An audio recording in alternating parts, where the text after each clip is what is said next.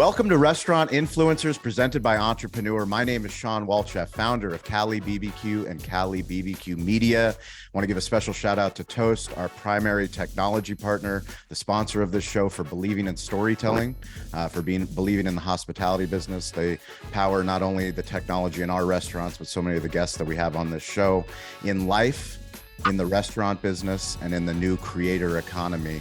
We learn through lessons and stories. We have a very special guest today. She is a TV host and journalist. She is the founder and CEO of Bird Bakery, 4 locations. She's a host and judge of Food Network, and she is a Today Show contributor. We have none other than Elizabeth Chambers. Elizabeth, welcome to the show. Oh my God, why does everyone do the dorky waving thing? I'm like pretending like I'm in TV, but it's not.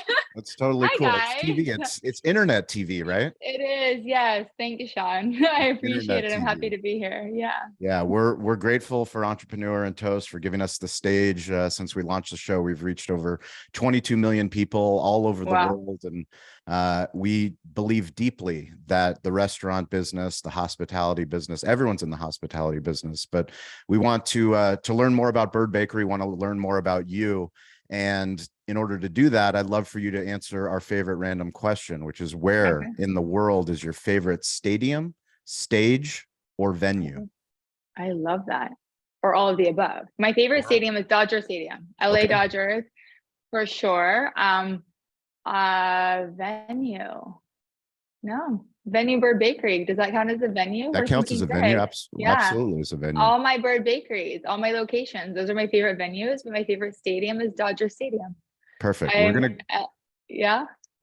that around with it. We're taking that and we're going to Dodger Stadium. I love it.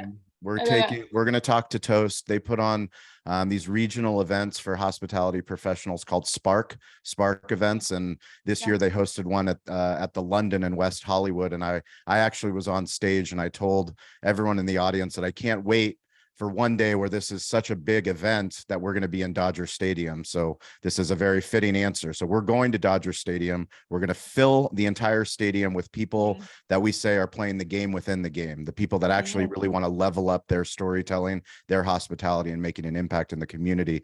And I'm going to put you on the pitcher's mound. I'm going to say, Elizabeth Chambers, it's keynote time. It's TEDx time. Please tell everyone here who you are and what you do, and how did Bird Bakery come to be? I'm going to hold you to that because I played softball for 13 years and I was the pitcher.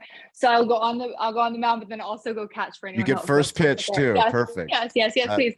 Yes, Elizabeth Chambers. Nice to see you all. Founder and CEO of Bird Bakery. I founded my company almost 12 years ago in San Antonio, Texas, as an homage to my grandmother and my mother, with all of our family recipes. My grandmother was English. She was a British culinary entrepreneur. My mom founded one of the very first health food stores in San Antonio when she was just 26, just out of college. And so I opened between my grandmother's bakery, or restaurant basically, and my mom's. So we have basically a trifecta of female powerhouse entrepreneurs. And it just felt so right. It's what I wanted to do. My background is TV.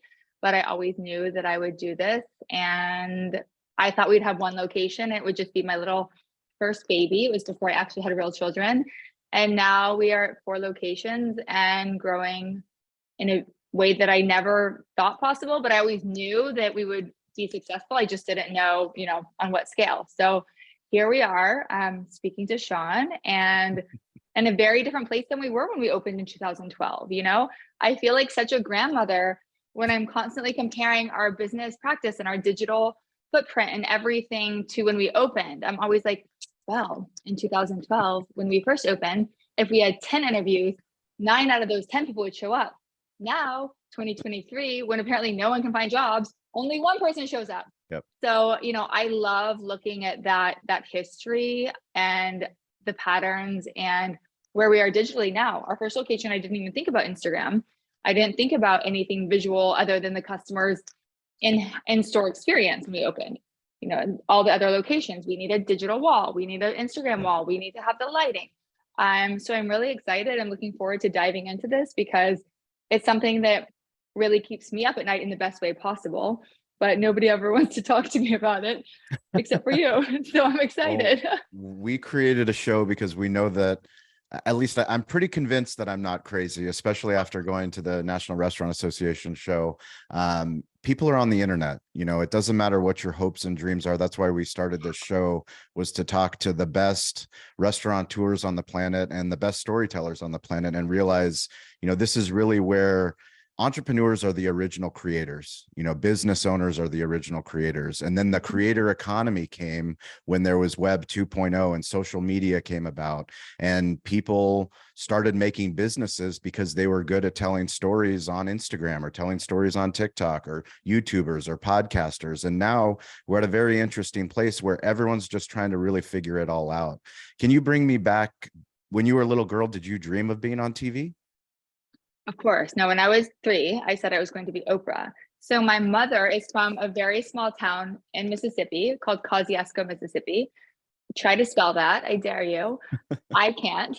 But my mom was from there, and Oprah's from there. And so my Wow. mom's family really knew Oprah's family growing up, and my mom's family had tree farms, and I just was always inspired by who she was and how she told stories. And for me, whether it's journalism or whether it's being in the bakery and serving guests cupcakes or lunch, or now we're breakfast, lunch, and dinner. We are called Bird Bakery, but we do a full service menu. It's about stories, right? It's about talking and connecting with those guests when they walk in the door, hearing, how is your day? Oh, it's this, it's that, we're going through this. And then really just like experiencing those joyful milestones with them, whether it's baby showers and birthdays and weddings and gender reveals. So I find a very just such a connection between journalism, storytelling, customer service, hospitality. And you touched on that right when we opened, is we're all in hospitality, right? And I tell my team that in every meeting. I said, if you do not want to joyfully greet somebody when they are in your presence, then do not be here. Yeah. I invite you to please walk out the door. And it may sound harsh, but there is no reason for somebody to have to force themselves to be joyful when somebody walks through the door. And so I think that is true, because you have to have that urge to connect with a human. You have to have that urge. Listen, you don't have to interview them. I'm not saying that, but that is what hospitality ultimately comes down to. And there's a very, very, there's a huge correlation between storytelling and between that welcoming hospitality that you get in a restaurant or of any kind. So that's what's really important to me. That's what's always driven me, along with my family history. And that's what keeps us going every day. We have 110 employees now. We have 4 locations, and it's just myself and my management team. We don't have any investors. We don't have a board, and it's beautiful in the sense that we don't have a lot of red tape for people to go through. I am HR. You're looking at it. I am digital. And it's wild, it's wild to kind of balance with everything. But at the same time, this was my first baby. 12 years ago, like I said, I have 2 children now and then 4 other bird babies. But this was what I put my heart and soul into. And it was so meaningful because it was an homage to my grandmother, who was my best friend, and my mother, who's taught me everything I know in the culinary space. So yeah, it's so deep, and it's such a cross collaboration as to everything else that I do. And I can sense that you feel the same way in terms of storytelling and just connecting with people and finding out what makes them tick. Huge news. Toast, our primary technology partner at our barbecue restaurants in San Diego, and the primary technology partner of so many of the guests that we have on this show, have announced they are expanding their business offerings with Google. So now, if you search on Google Maps and you sign up for Toast Tables or Toast Waitlist, you will have the opportunity to improve the digital hospitality experience of the guest, allow them to book through the maps into the Toast reservation system. One of the biggest difficulties that restaurant guests have is when they search for your restaurant and they want a table, they do not have an easy solution to book a table or to get on a wait list. This is huge news for the restaurant industry, huge news for guests, and huge news for you, the restaurant owner. Check out Toast Tables today and find out the new integrated solution that they have. This is something that we've wanted for a long time. How do you integrate reservations, wait lists into your point of sale? Toast has done it. Check it out. My media mentor, David Meltzer, he likes to talk about the stage theory, that Shakespeare, the world is your stage. And for me in the hospitality business, whether you own a coffee shop, a catering business, a restaurant, a bakery, that is our stage. That is our pillar. That's what we put our roots in the ground into the community, and we welcome strangers. That's what hospitality is welcoming strangers and having those memorable moments, turning a stranger into a friend. For me, the reason why I'm so grateful for this opportunity to have this show is that restaurant owners, hospitality professionals, we're so good in real life. In real life, if you talk to any hospitality professional that has the hospitality DNA running through their blood, they're just phenomenal at welcoming somebody to the table, at making somebody feel at a tailgate, at an event, please come in, be like you're part of the family already. There's an element of that in media. And I'm thinking, I'm talking traditional media, but now more importantly, omni-channel media, which is internet media, of how do you connect with somebody that you're not actually seeing on the other side of the screen? If you're able to help tell a story and you're able to bring somebody into the village, then maybe you can have a bigger business than just that brick and mortar business. That's really why we created this show. Can you give me any stories of when you start first being on camera, where you decided like this is kind of where you found your voice? No, for sure. So I studied journalism at University of Texas. My goal was always to be on Channel One. I love, I loved Anderson Cooper and Lisa Ling, and I loved the way that journalism was the first journalism I really saw in my classroom. So actually, I graduated a semester early to be on Channel One, and it became Current TV, which was Al Gore's network, and Joel Hyatt. And I did really cool stories. It was an international channel, but we were really doing like viewer created content before YouTube existed. So amazing. Timing wasn't right, but the User concept generated was content. I love it. We called it VCC, viewer created content. Like it was great. And then we also did really intense stories, like went to Mexico and crossed border with illegal immigrants, and kind of like, all of those experiences that were very hard news, but in a very rogue way, without having a huge network behind us or a lot of red tape and a lot of it was sign a camera out, take 2 producers, and you're on your way, which was the coolest. Like I had an opportunity out of college to go do weather in Houston for an ABC affiliate, or go to Current and Channel One, and that's what I always wanted to do. So I would say those stories of speaking to people and understanding someone's plight that's very different than yours, for me, is what drives me. And my biggest fear is being in a bubble, right? Like if I ever am in my bubble, kill me, like send me out faster. I don't want to be stuck in any bubble. And it's really easy for us all to get in those patterns and those bubbles. So that's really what was driving me for so long. And then I think, to your point about, restaurants and hospitality, is what I love, and I always tell my team this, is I'm very much a person of faith. I believe everything happens for a reason. And I say every single person who walks through that door is meant to walk into your life. So are you going to receive that, or are you going to ignore it? And that's your choice. And if you're in New York, your background, and you're going right instead of left, and you run into somebody, I don't think that's an accident. Whether you believe in God or the universe or whatever you believe in, I don't think it's an accident. And I always tell them, if you are behind the counter working at a restaurant, or you are serving somebody tableside at a barbecue, whatever it is, whoever walks to that door, whoever's at your table, is meant to be there. So are you going to absorb it and really connect and see what that reason is, or are you going to ignore it? And I think that's like how you go through life, right? Life is super short. For me, I want to absorb every single moment, every single interaction, every single happenstance. And that's the beauty of not only interviewing somebody who's crossing the border, or interviewing somebody who happens to come into the studio, but it's really served on a platter, no pun intended. But when somebody comes into your restaurant, or when someone comes into your space, it's like every romantic comedy plus a lot more work. But it's just there. It's meant to be. And I think we're all doing ourselves a disservice if we don't absorb and connect and honor that moment and see what that moment might be. Obviously, when we're super busy, I don't expect everyone to have like a 30-minute conversation with someone. But whatever your beliefs are, I think it's really pretty magical that every single person who's in that space is meant to be there because you're there during those hours.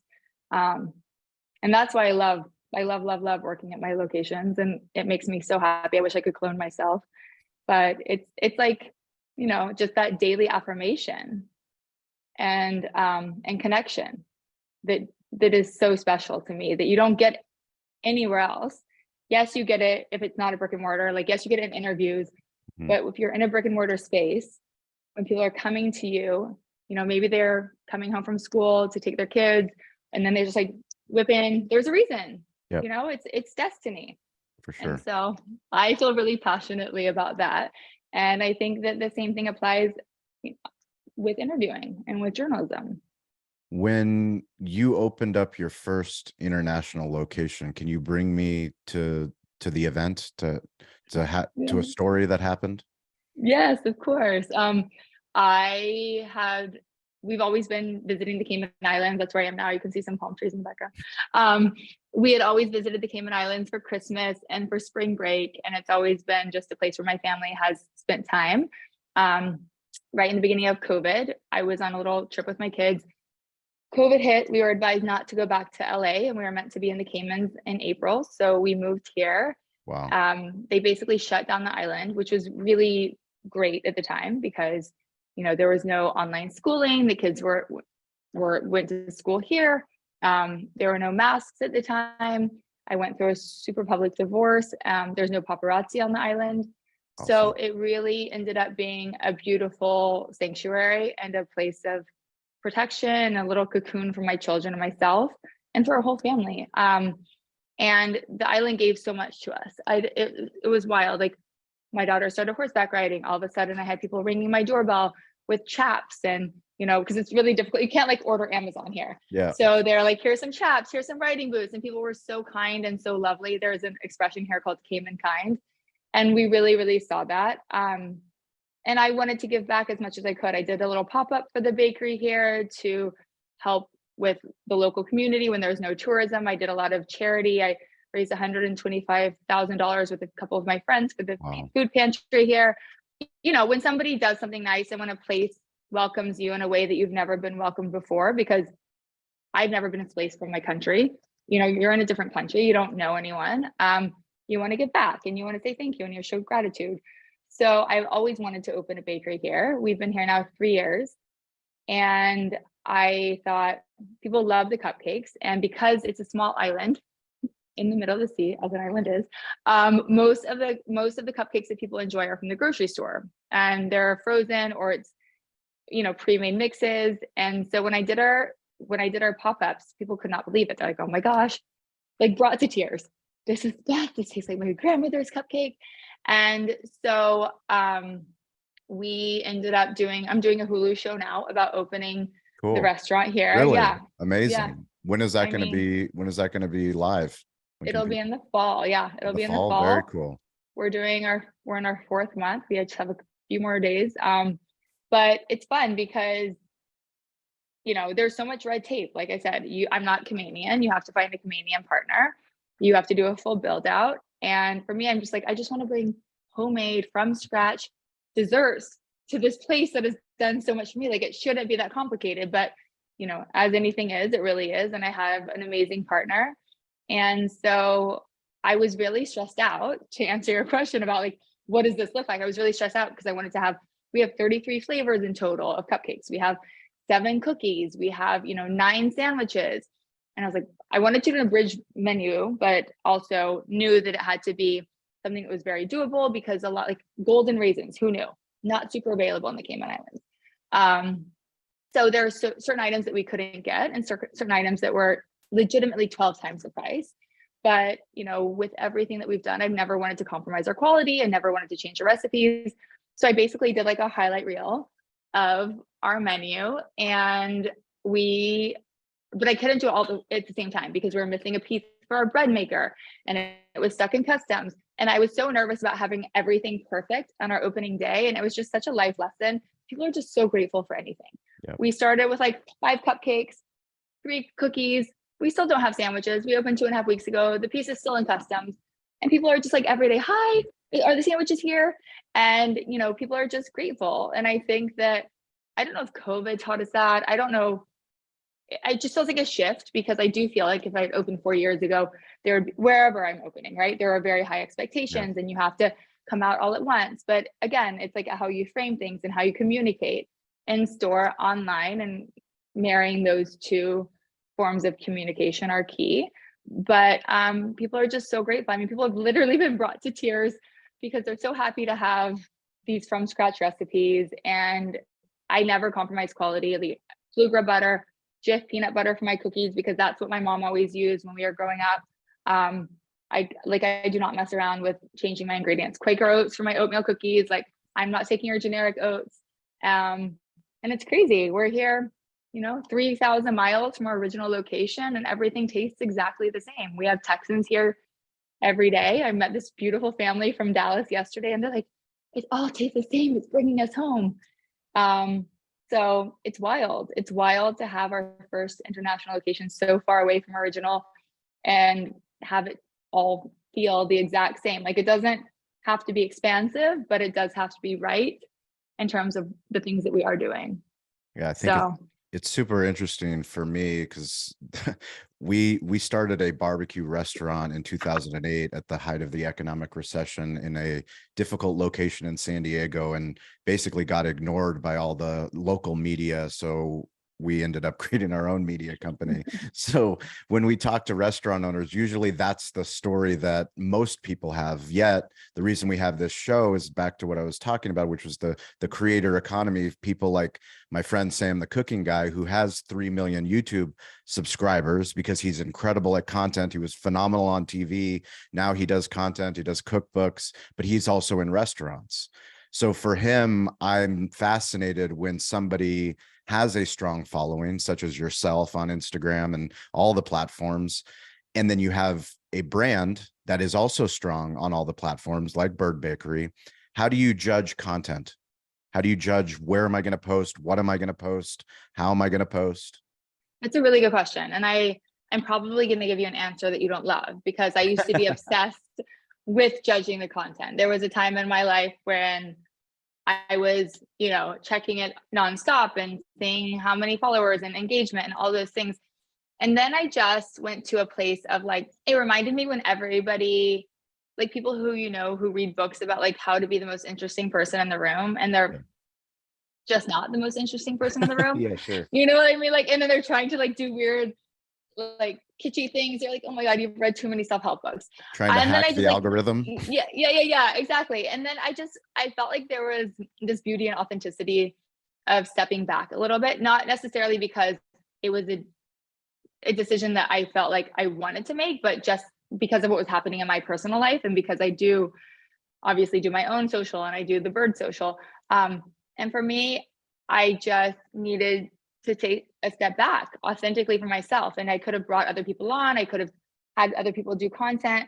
And listen, like, did we lose followers personally? For sure. But I also feel like I didn't want to force something that wasn't authentic to where I was at that point in my life. And my bakery is where it reflects where I am in my point in my life. And maybe, in 5 years, I will bring on a team and have investors and somebody else who's running it, who can do something independent of whether I'm having a personal crisis or not.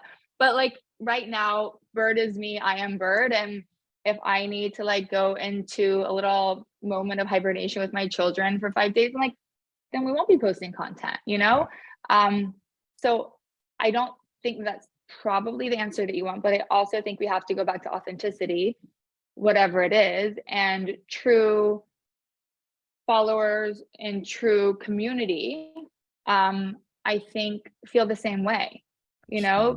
People don't always want to, like, nobody wants to, like, I still have the most beautiful, precious Mother's Day photos that what are we now, 10 days for Mother's Day? And I'm like, I will post those in my own time. Yep. And I think that there's something to be said for not always being on this crazy deadline. Like, I didn't want to wake up on Mother's Day and ignore my kids while I'm like trying to get a photo and then like, get the right filter on it. And then like, that's not Mother's Day. And for me, Mother's Day was leaving my phone at home and going to the beach with them and being super present.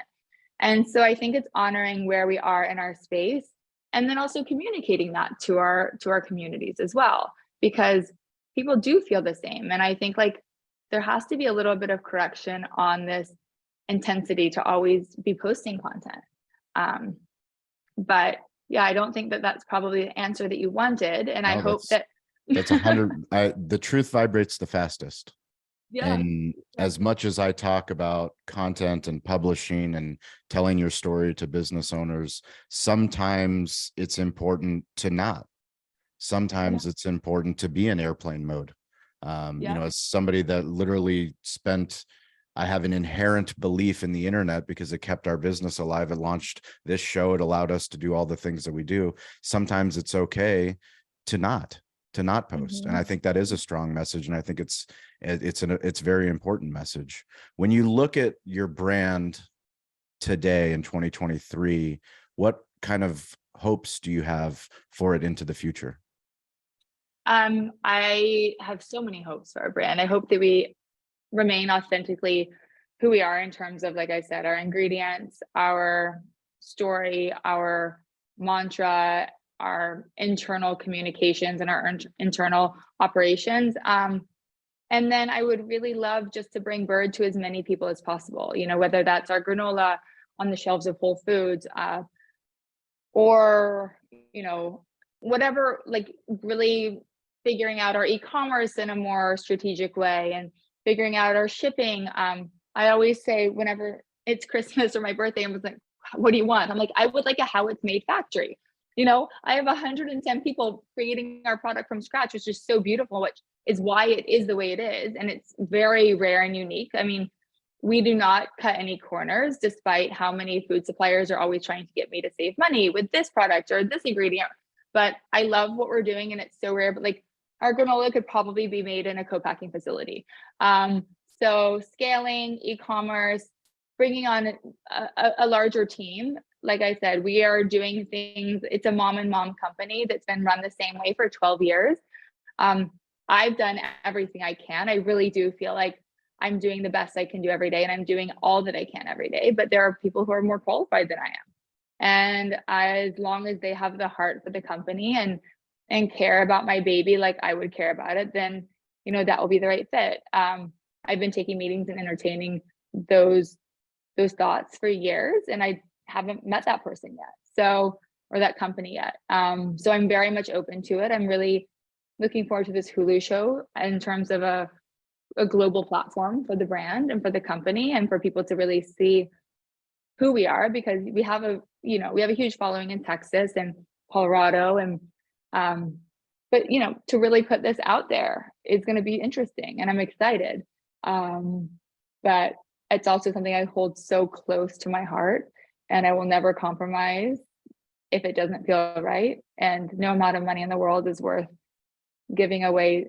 People are like, divorce yourself from the emotion, divorce yourself from the emotion. I cannot tell you how many times I've heard that from other entrepreneurs and from mentors whom I really, really respect. Like, you can't tell someone to divorce yourself from the emotion. Like, it was my greatest joy to create this company, other than, raising my children. And so while that is probably smart financially and doable for some people, it's just not something that resonates with me at this juncture of my life. Like, Bird will always be my baby, and until I find somebody that I can co-parent with, then that will remain the same. As someone, we have so many amazing fathers and mothers that listen to the show that are in hospitality, and one of the discussions we like to talk about is, because we're in hospitality, we spend all of our time taking care of others. We take care of our guests, we take care of our village, we take care of our team. Very rarely do we take care of ourselves. And for me, having the opportunity to have a son and a daughter growing up, and it's their restaurant. They're like, we love Cali BBQ, Daddy. Like, when are we going to the restaurant? And, as someone that grew up in the restaurant business, I was at a point when I was a teenager that I didn't love the restaurant business. It took me later on in life. You, as a mother, how do you balance between letting your kids know this is the bakery business, that we're in the hospitality business, versus we're going to let them do what they do? No, I think you hit the nail on the head. They take so much pride. They see what I'm doing every day, you know?